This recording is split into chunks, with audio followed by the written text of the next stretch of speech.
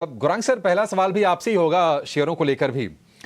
अब एयरटेल के बाद और जियो के बाद वोडाफोन आइडिया ने भी टैरिफ में 10 से 21% की बढ़ोतरी की है। 18 रुपए के आसपास का भाव है शेयर का। क्या आपको लगता है कि ये जो टैरिफ हाइक है, हालांकि ये एक्सपेक्टेशंस के हिसाब से ही हैं, क्या थोड़ा सा और फ्यूल करेगा वोडाफोन आइडिया के शेयर को? यहां से और ऊपर के लेवल देखेंगे हम लोग?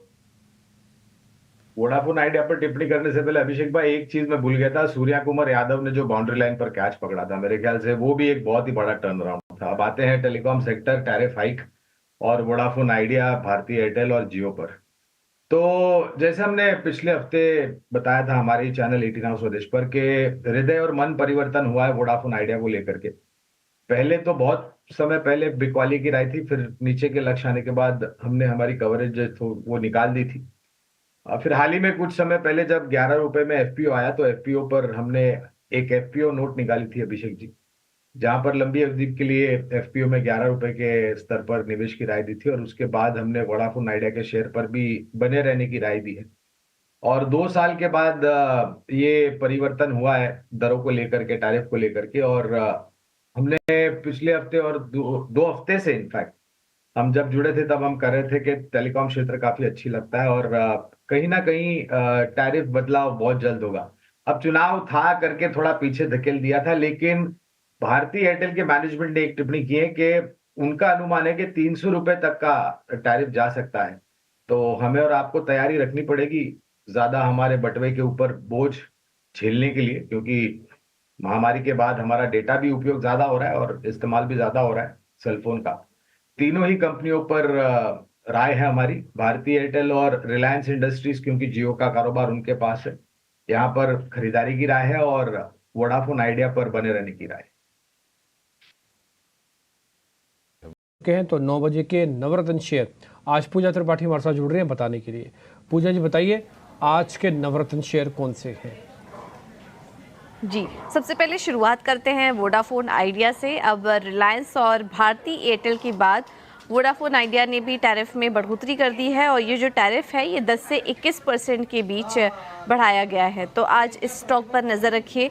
आज सीमेंट कंपनियां फोकस में रहेंगी। थोड़ी नेगेटिव खबर आई है, प्राइस जून में वापस से वहां पर 1 से 1.5% की गिरावट देखने को मिली है।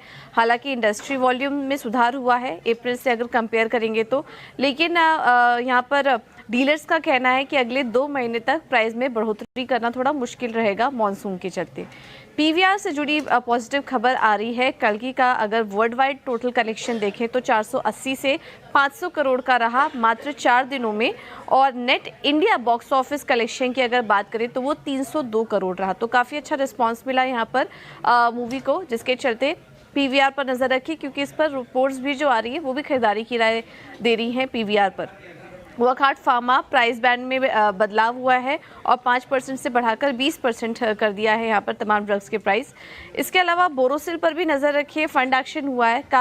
कार्नेलियन एसेट मैनेजमेंट ने कंपनी के करीब 27 लाख शेयर्स की बिकवाली की है।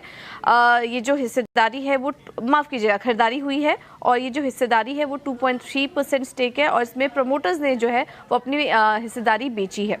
सिग्नेचर ग्लोबल कंपनी ने गुरुग्राम में कुछ प्रोजेक्ट्स, अपने प्रीमियम फ्लैट्स बेचे हैं। कुल 2700 करोड़ के प्रीमियम फ्लैट्स की बिक्री हुई है, जिसके चलते सिग्नेचर ग्लोबल फोकस में रहेगा। ये अपडेट आया है, सेल्स अपडेट कंपनी की तरफ से। इरेडा का भी Q1 FY25 का अपडेट आया है, जिसमें कि लोन सैंक्शन में सालाना आधार पर देखेंगे तो 380% की बढ़त हुई है। लोन डिसबर्समेंट में करीब 60% से ज़्यादा की ग्रोथ हुई है, और लोन बुक की अगर बात करें तो वहाँ पर 34% की ग्रोथ कंपनी ने दर्ज की है। ब्रोकरेज, अब बारी है बिग बोल्ड ब्रोकरेज की। तो यहाँ पर जीबी फार्मा पर नज़र रखिए। कोटक सिक्योरिटीज़ ने अपनी कवरेज इनिशिएट कर दी है। टारगेट देख रहे हैं 2025 का, और यहाँ पर इनका मानना है कि एबिटा और मुनाफे में अगर बात करें FY24 से 27 के बीच तो औसतन 17 से 19% की ग्रोथ देखने का अनुमान है। और अब आखिर में बात करते हैं खबर की। तो आज लॉयड्स मेटल एंड एनर्जी पर नज़र रखिए, क्योंकि यहाँ पर खबर निकल कर आ रही है कि कंपनी जल्द ही पूंजी जुटाने की घोषणा कर सकती है, QIP या अदर यहाँ प्रेफरेंशियल इशू के ज़रिए, और जो पूंजी जुटाने की योजना है वो 1000 करोड़ के आसपास की हो सकती है। तो इसके चलते आज ये कंपनी भी फोकस में रहेगी। ठीक है, ये 9 के 9 शेयर आपके लिए 9 के नवरत्न में पूजा लेकर आई हैं, इस पर आप नजर